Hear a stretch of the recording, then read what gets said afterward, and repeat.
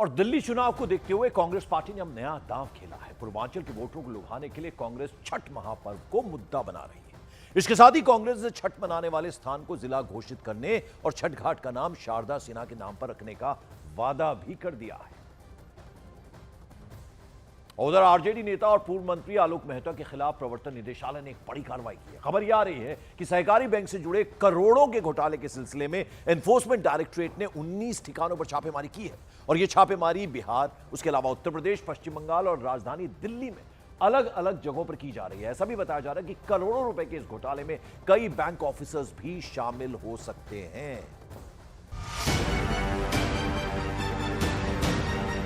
RJD नेता आलोक मेहता के खिलाफ बड़ी कार्रवाई। बैंक घोटाले को लेकर कई ठिकानों पर ईडी का छापा। दिल्ली से लेकर बिहार तक तलाशे गए सबूत। कई बैंक अधिकारी भी ईडी के रडार पर। बिहार के पूर्व मुख्यमंत्री लालू प्रसाद यादव के बेहद करीबी आलोक मेहता के खिलाफ प्रवर्तन निदेशालय की टीम एक्शन में है। सहकारी बैंक में हुए करोड़ों के घोटाले को लेकर उनके अलग अलग ठिकानों पर ईडी ने छापेमारी की।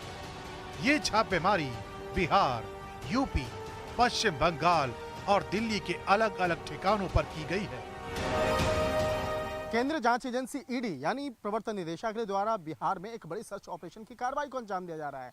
इसके साथ ही बिहार के साथ साथ राजधानी दिल्ली, उत्तर प्रदेश और पश्चिम बंगाल के कुल 19 लोकेशन पर सर्च ऑपरेशन की कार्रवाई को अंजाम दिया जा रहा है। और जिस तरह से सूत्र हमारे बताते हैं कि इस मामले में सर्च ऑपरेशन के दौरान बिहार में पूर्व मंत्री रहे आलोक मेहता, जो आरजेडी के संस्थापक सदस्य भी रहे हैं, उनके लोकेशन पर भी सर्च ऑपरेशन की कार्रवाई को अंजाम दिया जा रहा है। आलोक मेहता से जुड़े हुए कई कंपनियां जो हैं उसके यहाँ भी सर्च ऑपरेशन की कार्रवाई को अंजाम दिया जा रहा है। जिस तरह से पूरे अगर मामले की बात करें तो वैशाली शहरी सहकारिता बैंक जो है, जो एक कॉर्पोरेट बैंक के तौर पे जाना जाता है, उस बैंक से जुड़े हुए कई सीएमडी, सीईओ और चेयरमैन भी जांच एजेंसी के रडार पर हैं। और पिछले कुछ समय के दौरान में इस मामले पर जांच एजेंसी को कुछ महत्वपूर्ण जानकारी मिली थी, उसी के आधार पर यह सर्च ऑपरेशन का दायरा को आगे बढ़ाया गया है। पटना में आरजेडी विधायक आलोक मेहता के सरकारी और निजी आवास के अलावा हाजीपुर में उनके कोल्ड स्टोरेज पर भी छापेमारी की गई है। आरोप है कि वैशाली सहकारी विकास सहकारिता बैंक में 85 करोड़ का घोटाला किया गया। पूर्व मंत्री और आरजेडी के विधायक आलोक मेहता के 19 ठिकानों पर ईडी की रेड चल रही है और हम अभी मौजूद हैं पटना के मैंगल्स रोड सरकारी आवास पर। तस्वीरों में भी आप साफ तौर पर देख सकते हैं ईडी की टीम यहां पर पहुंची है। आरोप है कि वैशाली शहरी विकास सहकारिता बैंक में 85 करोड़ की गड़बड़ी हुई थी और उसी मामले में एफआईआर दर्ज होने के बाद यहां पर ईडी की टीम पहुंची है। आलोक मेहता तेजस्वी यादव की कोर टीम का हिस्सा भी हैं। यही वजह है कि पार्टी का कहना है कि चुनावी मौसम में पार्टी को बदनाम करने की साजिश की जा रही है।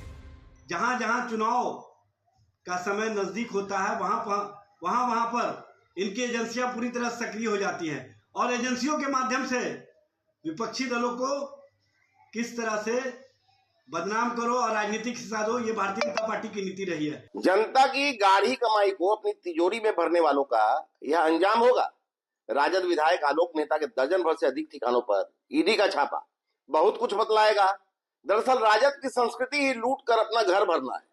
जब उनके सुप्रीमो लालू प्रसाद ही आज उस संपत्ति के मालिक बन बैठे हैं और अपने पुत्रों के नाम बेनामी संपत्ति अर्जित किए, तो उनकी पार्टी के अन्य नेताओं में भी गलत तरीके से धन अर्जित करने की होड़ बची है। अभी बहुत कुछ और होना बाकी है। लोकतंत्र की जननी वैशाली और वैशाली से जुड़ा हुआ वैशाली कोऑपरेटिव बैंक में लोन लिए जाने का मामला, जो प्रथम दृष्टया जानकारी मिल रही है, राजनीति शर्मसार होता है।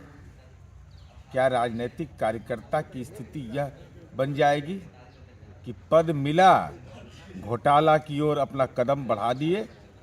लेकिन राष्ट्रीय जनता दल की तो संस्कृति है, लालूवाद विचारधारा है, तेजस्वी यादव का लालूवाद आइकॉन है, तो संगति का असर तो पड़ेगा ही। माना जा रहा है कि इस मामले में बैंक प्रमोटर समेत कई बड़े अधिकारी भी शामिल हो सकते हैं। यही वजह है कि ईडी एक एक सबूत जुटाकर अपनी कार्रवाई को आगे बढ़ा रही है। लेकिन बिहार के चुनावी मौसम में एक्शन होने की वजह से इस पर राजनीति भी जोर पकड़ने वाली है।